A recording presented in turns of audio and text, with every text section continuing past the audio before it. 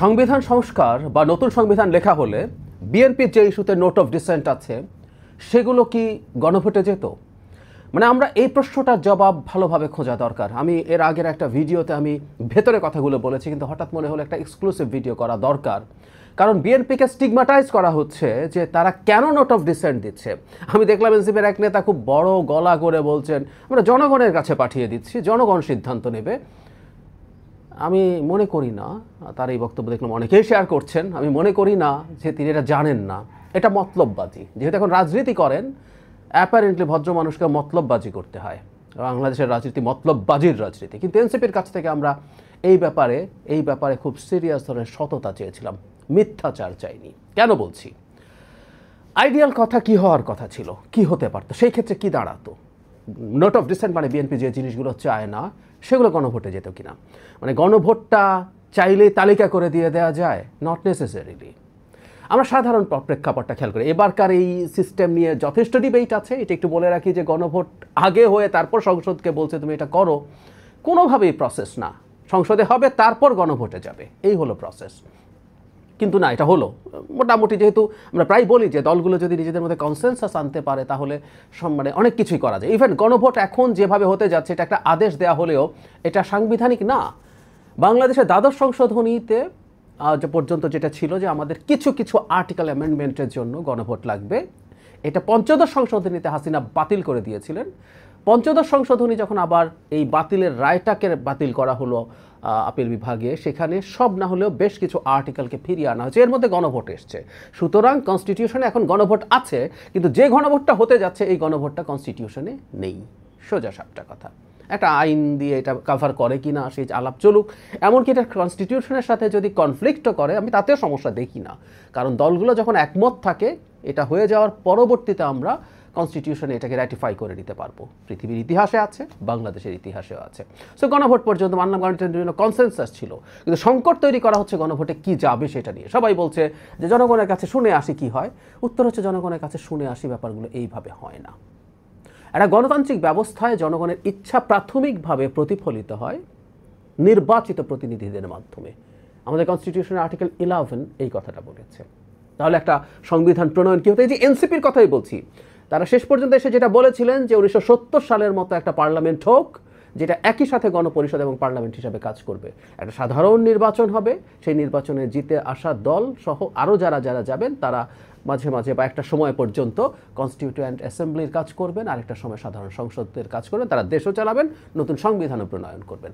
আচ্ছা, সেই নির্বাচনটা যদি হতো, বা এখন যে নির্বাচনটা হতে যাচ্ছে, এই নির্বাচনে জিততকে পপুলার পারসেপশন হচ্ছে বিএনপি জিততো, তারা যথেষ্ট বেশি সিটে জিততো। কত সিট অন্যরা পেত সেটা নিয়ে খানিকটা ডিবেট হতে পারে। এটা 20, 25, 30 না 50, 60, 70 পর্যন্ত যাবে। এর বেশি ডিবেট আসলে আমি মানে যাদের পলিটিক্যাল কমন সেন্স আছে তারা অন্তত করছেন না। তাহলে সেটা বিপুল মেজরিটিতে, মানে 100-র মতো সিটও যদি বিএনপি না যেতে, তাও 200-র বেশি 2/3 মেজরিটি বিএনপি পায়। এই ধরনের একটা পরিস্থিতি অন্তত এই মুহূর্তে বিরাজ করছে। তো সেই গণপরিষদ কাম পার্লামেন্টে যখন সংবিধান নিয়ে আলোচনা হবে, সংবিধানের বিভিন্ন আর্টিকেলের খুঁটিনাটি নিয়ে আলোচনা হবে, শেষ পর্যন্ত তো এটা ভোটে যাবে। আর্টিকেল ধরে ধরে যদি ভোটে যায়, যেগুলো নিয়ে ডিবেট আছে, যেগুলোতে সবাই একমত হতে পারবেন না, সেই ভোটে কে জিতবে? আমি একটা উদাহরণ দিই। বিএনপির যেই পাপ নিয়ে সবচেয়ে বেশি কথা হচ্ছে সেটা হচ্ছে আপার হাউসে বিএনপি পিআর মানছে না। বিএনপির আপার হাউসে পিআর না মানাটা আমি বহুবার বলেছি, আমি ইললজিক্যাল মনে করি। কিন্তু বিএনপিটা মানছে না, তার পলিটিক্যাল সব কস্ট সে দিচ্ছে, সেটার জন্য তীব্র সমালোচনা করছে, সিভিল সোসাইটি করছে, অনেকেই করছে। সাধারণ মানুষ যারা বোঝে তাদের কাছেও বিএনপি যেভাবে আপার হাউসটা করতে চায় সেটাকে লোয়ার হাউসের একটা এক্সটেনশনের বেশি কিছু মনে হয় না, লোয়ার হাউসের সিটের প্রপোর্শনে যদি করে, ফ্যাক্ট। কিন্তু এটা যখন পার্লামেন্টে, তখনকার গণপরিষদ এবং পার্লামেন্টে ডিবেট হলো, ডিবেট হওয়ার পর একমত হলো সবাই যে ঠিক আছে আপার হাউস থাকবে। সো এটা পাস হয়ে গেল। কিন্তু এটা কিভাবে হবে? ডিবেট হলো, পক্ষে বিপক্ষে, শেষে তো ভোটাভুটি হবে। এটা পিআর হবে নাকি এটা লোয়ার হাউসের সিটের প্রপোর্শন হবে? তো দেখা যাবে শেষ পর্যন্ত এটা লোয়ার হাউসের সিটের প্রপোর্শনই জিতবে, পিআর জিতবে না।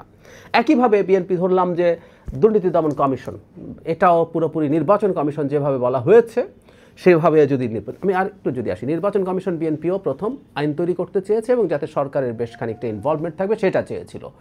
পরে সে কনভিন্সড হয়েছে, সরে এসছে। সো এটা সবারটা যেটা চাইলো সেটা পাস হয়ে গেল। দুদক বিএনপি চায় নাই, অন্যরা চাচ্ছে, অন্যরা বলছে কমিশন তো স্বাধীন জিনিস, তুমি কেন এখানে হস্তক্ষেপ করতে চাও।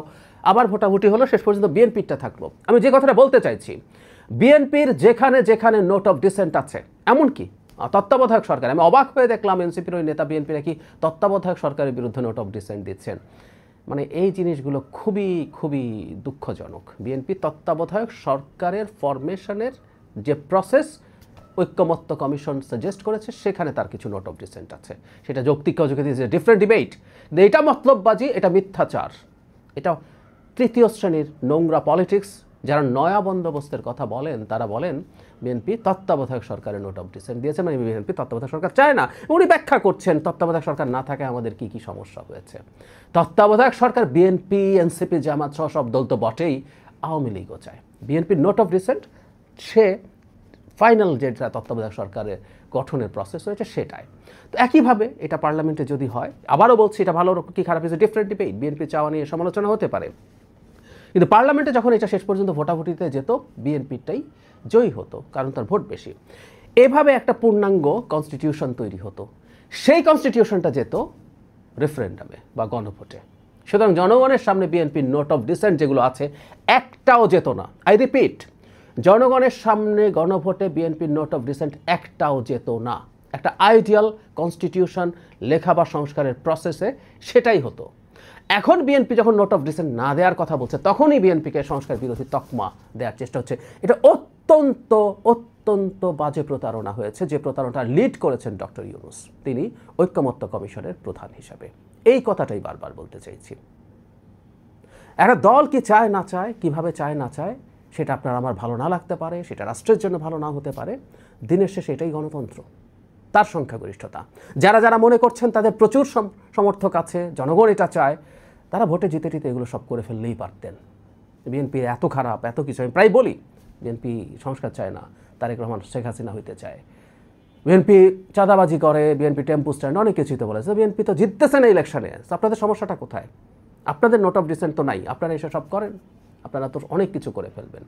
গণঅভ্যুত্থানে নেতৃত্ব দিয়েছেন বলে দাবি করেন, আমি যদিও নেতৃত্ব শব্দটা মানতে প্রস্তুত নয়, আপনারা সামনের সারিতে ছিলেন, প্রায় বলি। যাই হোক, আপনাদের কথা থাকলো, আপনারা জনগণ সংস্কার চায়, নতুন বন্দোবস্ত নিয়ে আসবেন, জিতে যান, জিতে গিয়ে সব করুন। জামায়াতে ইসলামী জিতে যান, জিতে গিয়ে করুক, তারা নাকি অনেক অনেক কিছু করবে, সপ্তকের শাসন।